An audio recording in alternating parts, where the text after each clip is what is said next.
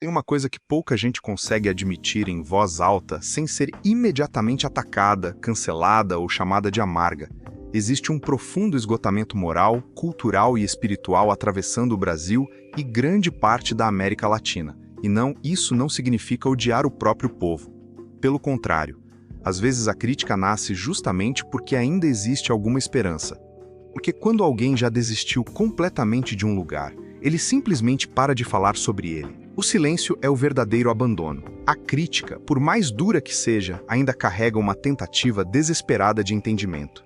O problema é que o brasileiro médio foi treinado para fugir do desconforto. Tudo precisa virar piada, meme, dança, entretenimento rápido ou escândalo passageiro. Existe quase uma rejeição coletiva à introspecção. A conversa séria incomoda. Pensar no longo prazo incomoda. Falar sobre disciplina incomoda. Construir patrimônio exige paciência, e paciência virou uma palavra ofensiva numa sociedade moldada pelo imediatismo. Você percebe isso nos detalhes mais simples.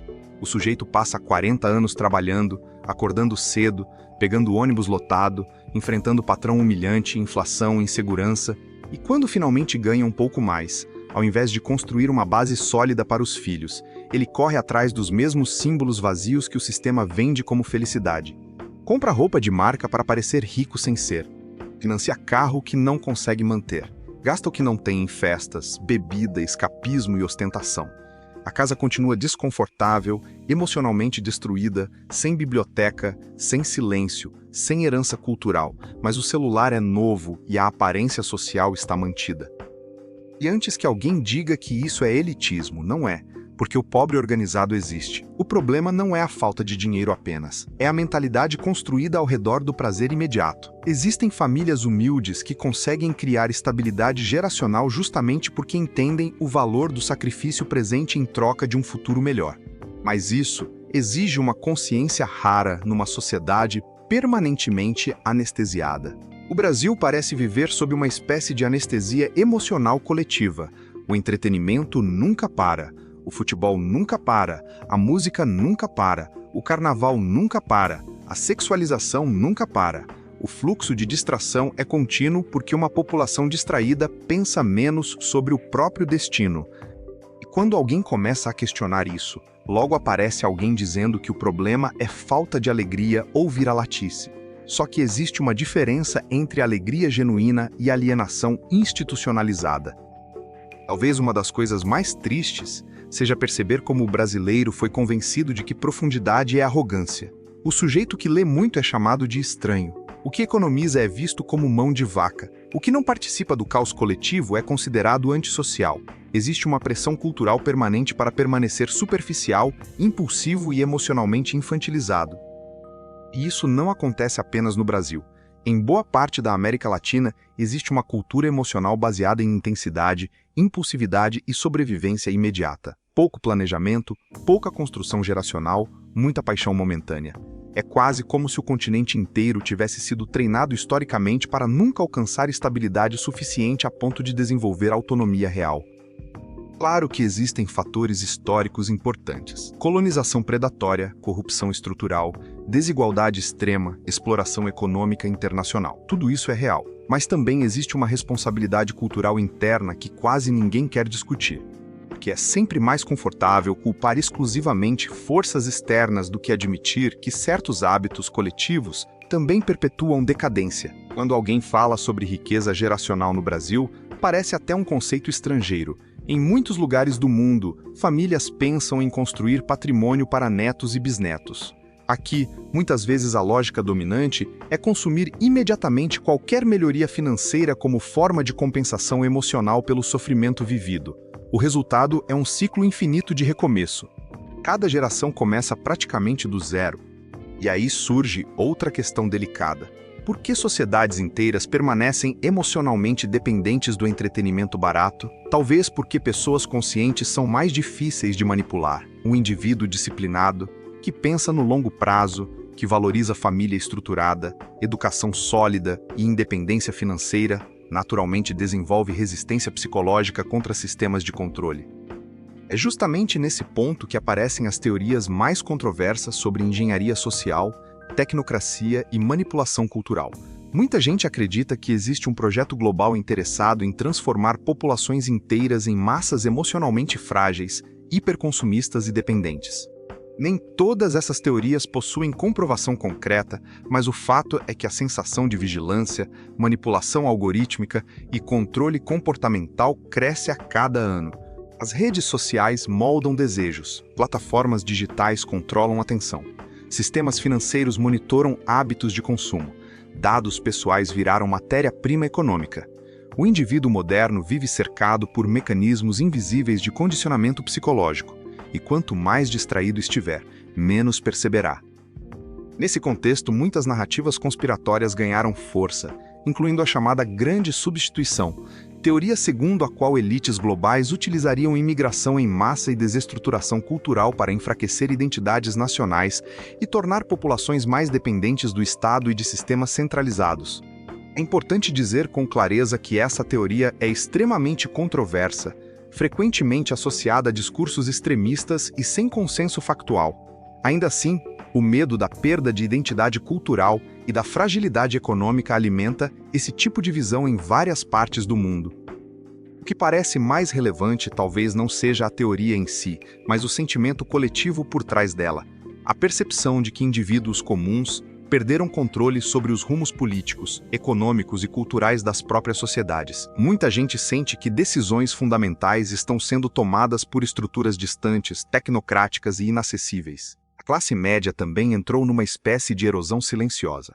Antigamente, ela representava estabilidade, mobilidade social e independência relativa. Hoje, em muitos países latino-americanos, a classe média vive endividada, ansiosa e psicologicamente esgotada. Trabalha mais para manter menos. E enquanto isso, discursos ideológicos extremos se multiplicam dos dois lados. A família nuclear, por sua vez, deixou de ser vista apenas como estrutura afetiva e passou a ser alvo constante de disputa cultural. Alguns argumentam que modelos familiares tradicionais eram opressivos e precisavam mudar. Outros enxergam nessa desconstrução uma fragmentação perigosa da base emocional da sociedade.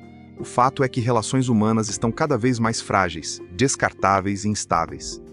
As pessoas têm milhares de seguidores e quase nenhum vínculo profundo. Têm acesso infinito à comunicação, mas níveis absurdos de solidão. Têm prazer instantâneo disponível 24 horas por dia, mas dificuldade crescente de encontrar significado existencial. Existe também a questão da hipersexualização. O corpo virou produto, propaganda, moeda social e instrumento de validação psicológica. Tudo precisa ser exibido, performado e consumido visualmente.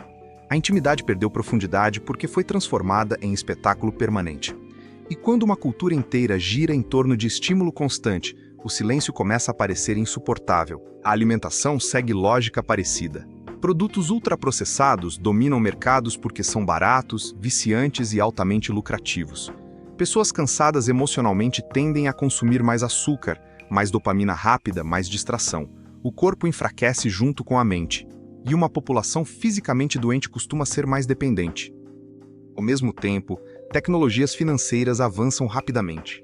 Moedas digitais emitidas por bancos centrais, sistemas de identificação biométrica e monitoramento digital levantam debates importantes sobre privacidade e liberdade individual.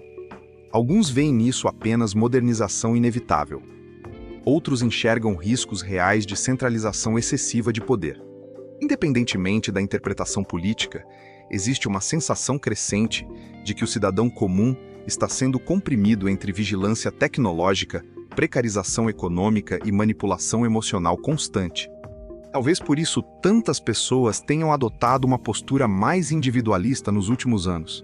Não necessariamente por maldade, mas por cansaço. Existe um sentimento de que grandes sistemas são praticamente impossíveis de enfrentar. Então muitos concluem que a única saída é proteger o próprio círculo, família próxima, saúde mental, patrimônio básico, conhecimento e autonomia possível. Alguns chamam isso de egoísmo, outros chamam de sobrevivência consciente.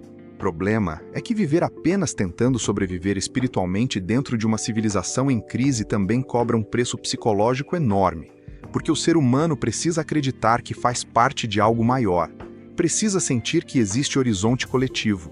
Quando toda esperança social desaparece, sobra apenas cinismo. E o cinismo talvez seja uma das marcas mais fortes da modernidade latino-americana. O sujeito já não acredita em político, não acredita em instituições, não acredita em religião, não acredita em mídia, não acredita em mídia, não acredita em empresa, não acredita em relacionamento duradouro. Ele ri de tudo porque perdeu a capacidade de confiar profundamente em qualquer coisa. Só que ironia constante não substitui sentido existencial. Talvez a pergunta mais importante seja: existe saída?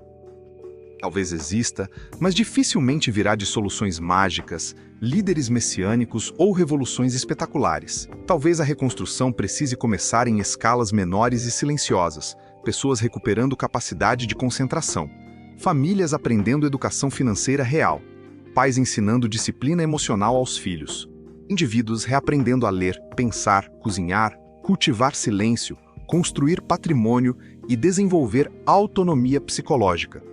Porque, no fundo, toda civilização saudável depende de indivíduos minimamente conscientes. Quando uma sociedade inteira passa a funcionar apenas por impulso, consumo e distração, ela se torna extremamente vulnerável. O brasileiro tem qualidades extraordinárias: criatividade, adaptabilidade, calor humano, capacidade de improviso e resistência emocional. O problema é quando essas virtudes são sequestradas por estruturas culturais que transformam sobrevivência em identidade permanente. O improviso vira desorganização. A alegria vira alienação. A sensualidade vira mercantilização do corpo. A descontração vira irresponsabilidade.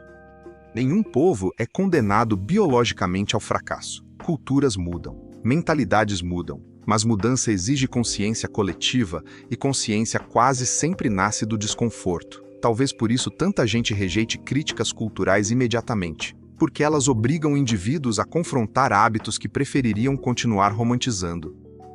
No final, a maior batalha talvez não seja política nem econômica. Talvez seja espiritual e psicológica. A disputa pela atenção humana virou a disputa central do século XXI. Quem controla desejos, medos e distrações controla comportamentos. E diante disso, muita gente decidiu simplesmente tentar preservar algum núcleo interno de lucidez. Ler mais, consumir menos, falar menos, trabalhar em silêncio, construir patrimônio discreto, fortalecer vínculos reais, desligar parcialmente do espetáculo permanente. Não como solução definitiva para o mundo, mas como tentativa de permanecer humano num ambiente cada vez mais artificial. Talvez seja pouco, talvez pareça insignificante diante da dimensão dos sistemas globais, mas toda decadência civilizacional começa quando indivíduos desistem completamente da própria consciência. E talvez toda reconstrução também comece exatamente ali, no instante em que alguém resolve parar de viver apenas no automático. Porque, no fim das contas, uma sociedade não se transforma apenas através de governos ou ideologias. Ela se transforma quando pessoas comuns mudam aquilo que aceitam como normal. E talvez a pergunta que realmente assuste seja justamente essa: quantas coisas profundamente destrutivas nós já passamos a considerar normais